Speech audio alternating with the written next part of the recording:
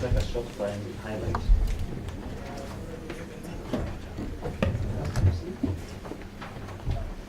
Now, on the first point, you are being invited to consider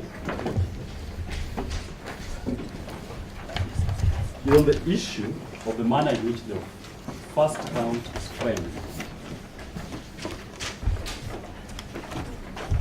And this is our submission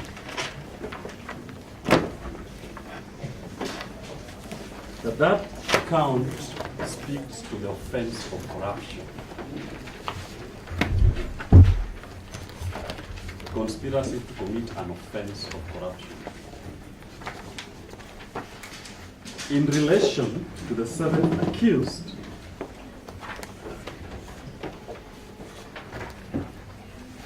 the prosecutor has included counts 7 to 14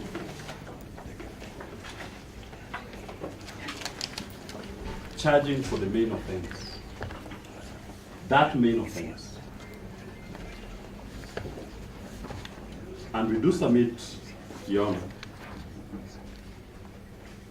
that guided by decisions of other courts, Court of Appeal, High Court, a prosecutor has to elect superior courts, and the Court of Appeal. A prosecutor has to elect whether to go for a conspiracy offense or the main offense. In the case of Mekali Nabutola and two others, Macharia J did find that it is wrong, in fact the words used in the judgment, it is wrong to include the conspiracy and the main offense in the same charge sheet. Not defective, but wrong.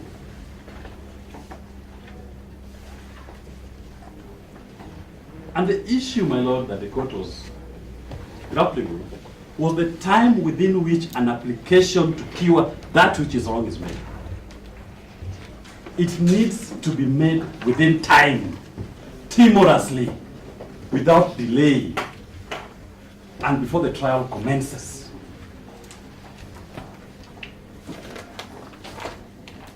The applicants in this case have made the application in time when the court and the prosecutor has an opportunity to cure that wrong charge sheet.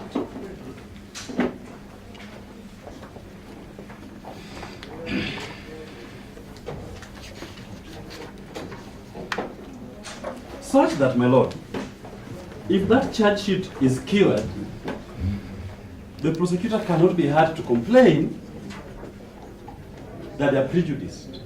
What prejudice? To cure simply means we are now clear on what charge the accused persons are facing. They will be given better particulars of the charge.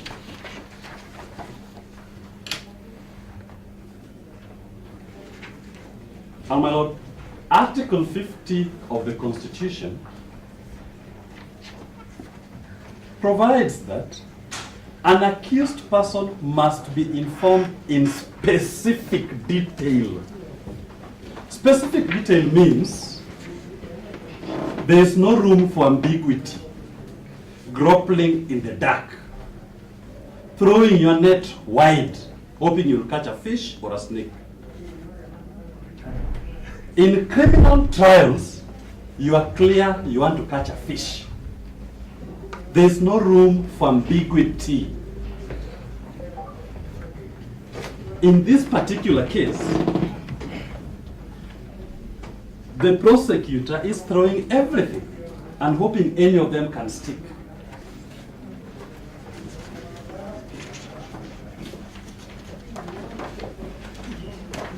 And my lord, this becomes important when you consider the manner in which that first count is framed. There are no specific details. There are no further particulars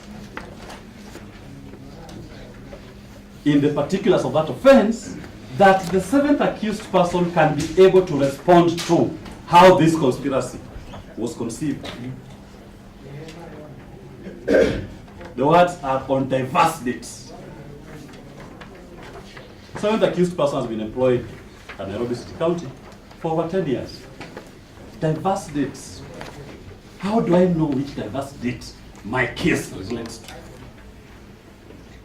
And that is why it will be better, for purposes of a fair hearing,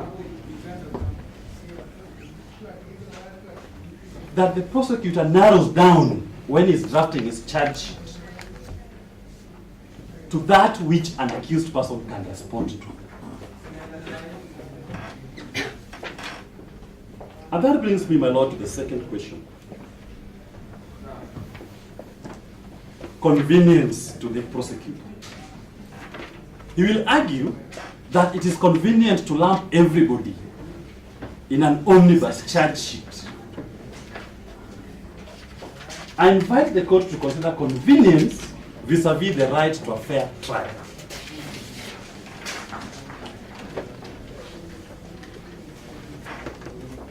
Do we sacrifice a constitutional right to a fair trial at the expense of a prosecutor's convenience? A prosecutor who is funded by state and public resources and who has almost unlimited opportunities and is not inhibited by limitation of action to prosecute his case, vis-a-vis an accused person whose life almost comes to a standstill when these criminal trials begin. The seventh accused person, a career public servant, cannot at the moment serve in any public office for eternity as long as these trials are going on. And he's being tried on a charge whose particulars are not even clear, just to meet a prosecutor's convenience. My colleague, learned counsel for the second accused, did indicate that there's a cost element in it.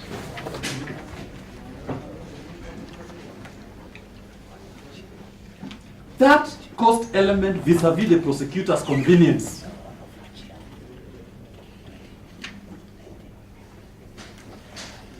if it were to be tampered,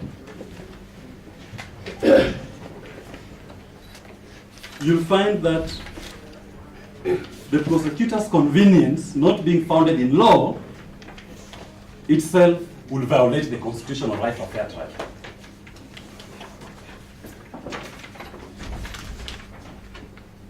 But on the question of the duplicity of the charge, the seventh accused person has only 7 counts to respond to out of 35.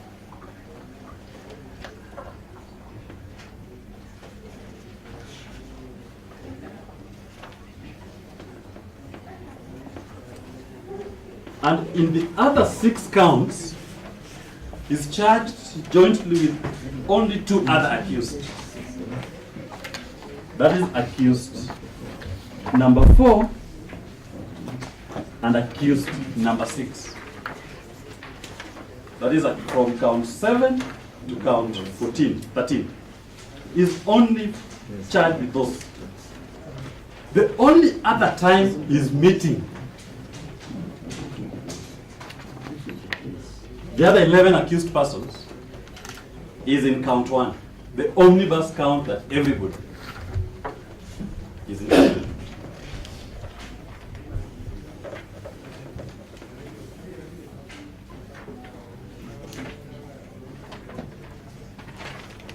The rest of the time, when the trial of the other 7 accused persons will be going on, this 7th accused person will be a spectator.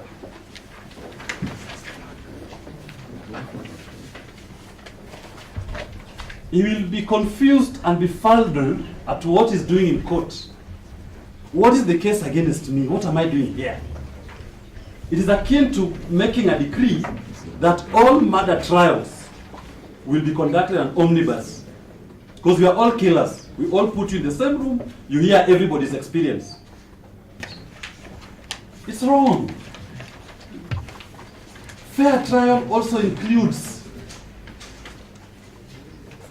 fairness to have an opportunity to live your life, to prepare for your defense outside court.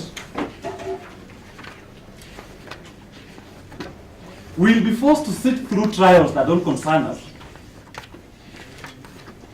thereby losing precious legal time or lawyer time to prepare for our defenses.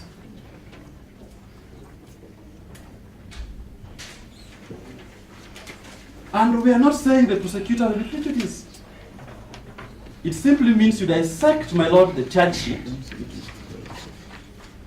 And in terms of case management, do it in a way that is short and sweet, that we are able to execute and drive this trial in an expeditious and efficient manner. This labyrinth of charges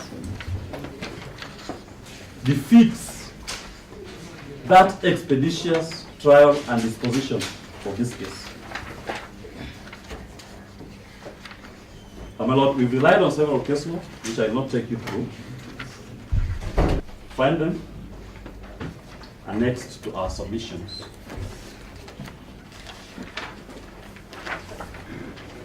And with those submissions, my lord, we do pray that you allow the application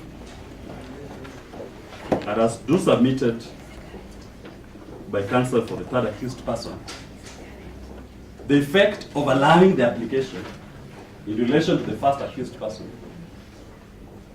will be that the prosecutor must now relook as to the arrangement of the entire charge. Its effect will be to apply to all parties. That is already on record. Pardon? That is. That is right. Yes. Actually, that was my last point. We do pray, my lord, that you allow the application. Thank you very much.